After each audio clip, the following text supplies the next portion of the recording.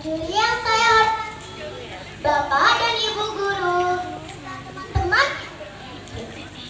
akan saya Atika Putri, siswa 4 SD.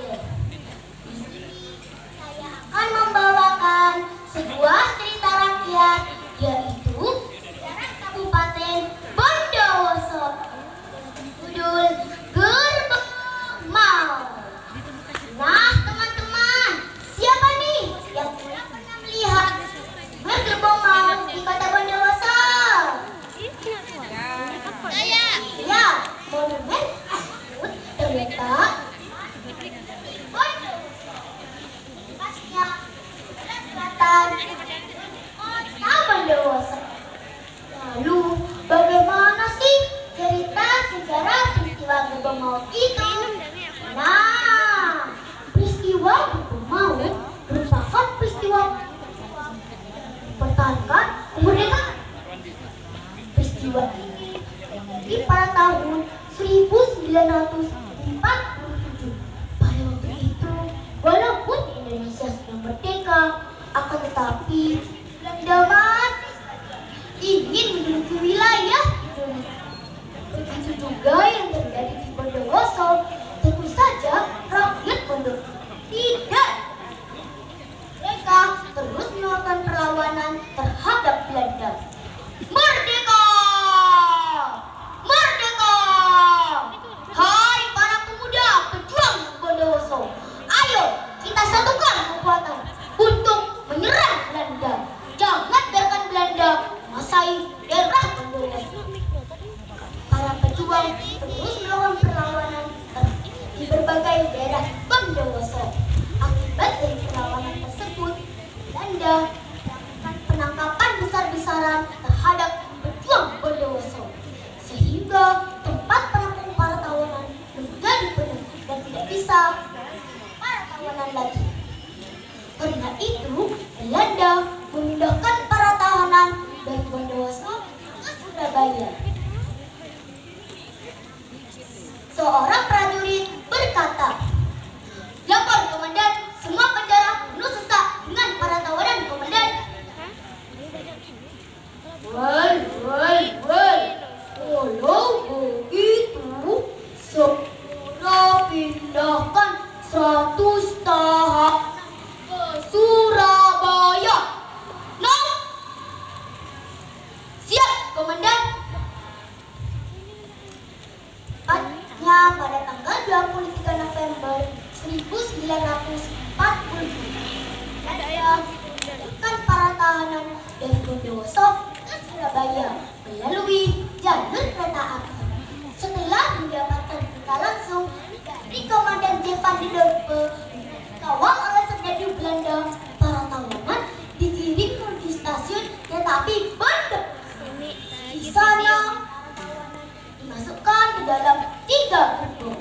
Gerbong yang pertama diisi 32 orang, dan gerbong yang kedua diisi 30 orang, dan gerbong yang ketiga diisi 38 orang. Serdadu Belanda menggiring para tawanan dengan kejam. Ayo, cepat masuk. Kita tidak perlu lama. Gerbong akan segera diberangkatkan ke Surabaya. Gerbong yang digunakan para tawanan bukanlah gerbong penumpang, akan tetapi gerbong yang digunakan adalah gerbong barang yang terbuat dari baja untuk senapan tanpa pengisi darah. Bahkan lubang-lubang kecil yang berada di situ pintu disumpal oleh Belanda agar tawanan tak bisa melihat ke situ. Hal ini membuat para tawanan tidak bisa bernafas, sesak dan kesulitan mendapatkan oksigen.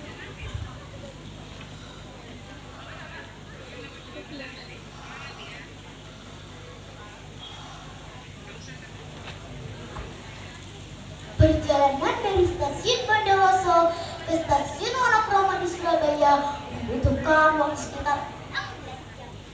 Di Bondowoso, ketiga gerbong tersebut diberangkatkan pada pukul 5 pagi. Selama perjalanan itu, para tawanan tidak mendapatkan makan dan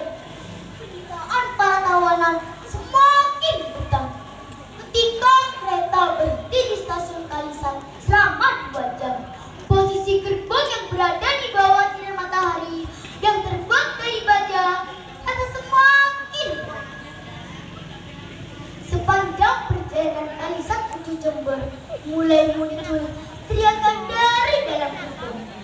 Tolong! Tolong! Panas! Panas! Haus! Haus! Sambil menggedor-gedor dinding gerbong, suara tawanan semakin menjadi-jadi. Sedangkan pihak Belanda tak menghiraukan. Bahkan salah satu serdadu Belanda berkata, "Hei, diam kalian punya mulut, Lebih dan mati di dalam sana. Teriakan kalian mengganggu telinga." Tiap kereta berada di antara Paguyuban dan Sidoarjo. Tawanan seketika karena sampai di stasiun Muara Bromo di Surabaya. Ketika buka, hampir semua tawanan Tidak mau pipis. bahkan ada beberapa yang meninggal setelah bahkan sebanyak 45 orang. Dan 5 orang bisa diselamatkan. Nah, teman-teman, demikianlah cerita sejarah peristiwa gerbong maut. Dalam peristiwa itu ada beberapa pesan-pesan moral, yaitu persatuan dan kesatuan, pantang menyerah, mudah putus asa, berani, sabar, dan cinta kanan. Semoga kita sebagai generasi penerus bangsa bisa mengajari sifat para pejuang dan pahlawan gerbong maut tersebut. Demikian cerita saya. Mohon maaf atas segala kesalahan. Saya akhiri. Wassalamualaikum warahmatullahi wabarakatuh.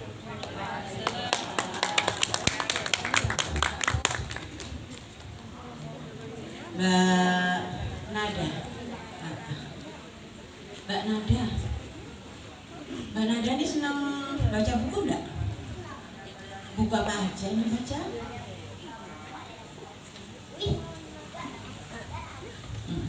Kemudian buku tentang kisah Bondowoso ada nggak yang dibaca? Apa saja? Gerbong maut? Itu saja. Iya.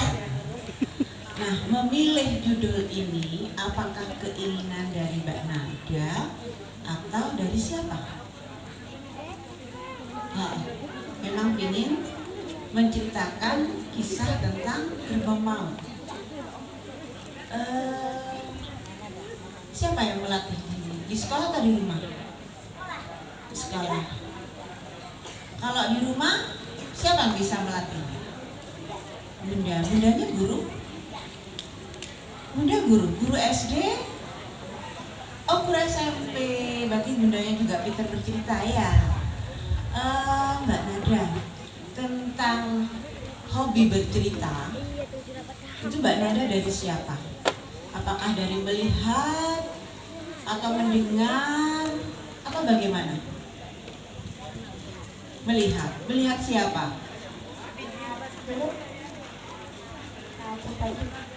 Oh, ayah. Biasanya ayah tuh kalau bercerita kapan? Hari Sabtu dan hari Minggu. Saat ayah tidak bekerja, kan? Oh, ayah bekerja di mana? Oh, di perhutani. Coba Mbak Nada, tadi itu ada adegan ya. Iya. Ketika para pahlawan gerbong maut kepanasan di dalam gerbong. Iya. Kenapa kok kepanasan? Tidak ada ventilasi. Coba sekarang Benda ingin tahu sekali lagi cara memperagakan para pahlawan yang lagi kepanasan di daerah mana itu ya? Kisahnya tadi antara mana dan mana gitu. Antara mana tadi? Yang kepanasan gitu. Kalisat sampai Jember. Coba peragakan ketika kepanasan. Tolong!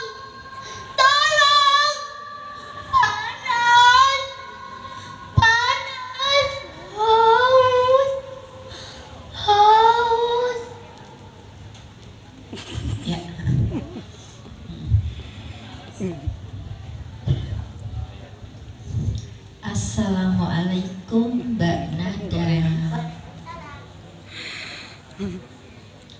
Jangan nangis nak. Bu Guru hanya bertanya sedikit. Aduh terbawa ini sudah bendang.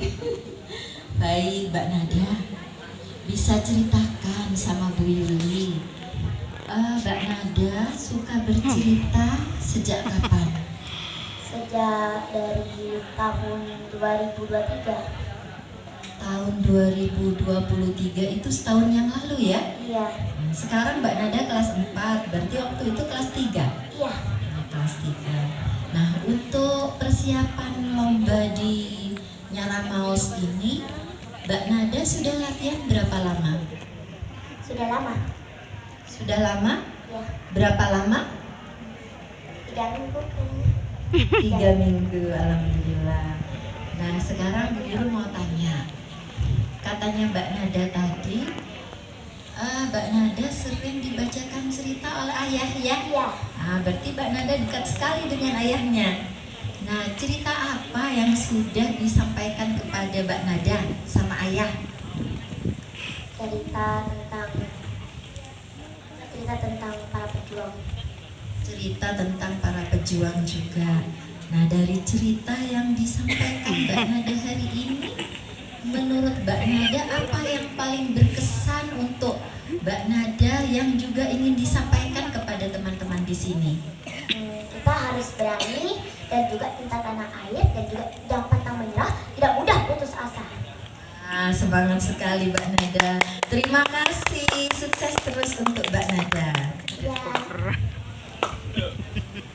Duh, Mbak Nada. Gini Mbak Nada, ketika bercerita tentang gerbong maut, apa yang ada di pikiran Mbak Nada? Tentang para pejuang. Oh, para pejuang, iya. Tadi disampaikan ada pejuang yang meninggal dan ada yang masih terselamatkan. Kira-kira Mbak Nada tahu salah satu yang terselamatkan ada enggak? Tahu? Tidak. Oh, tidak tahu ya. Oh, nanti bisa tanya Bapak Ibu guru ya. Ada yang selamat.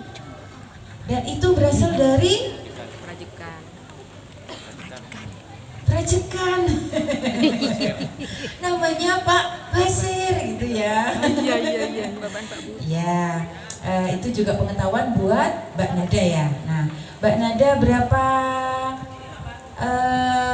hari latihannya ini? Hari atau bulan? Biasanya Oh, 3 minggu ya? Oh, tadi sudah ditanya sama Bu Yuli ya. Cerita apa tadi selain gerbong maut? cerita tentang kawanku adalah Bisa ceritakan salah satu? Iya, silakan. pada suatu hari aku adalah anak Baduy. Desa Baduy tidak ada yang namanya listrik dan tidak ada yang namanya kendaraan. Di sana tidak ada polusi udara di desa Baduy. Di situ di desa Baduy sangat enggak udaranya karena tidak ada polusi udara, karena juga tidak ada kendaraan dan juga tidak ada listrik, HP seperti semacam-macamnya. Oh, itu desa Baduy. Iya, Di mana ya? di Ceboleger. Oh, gitu. Iya, terima kasih.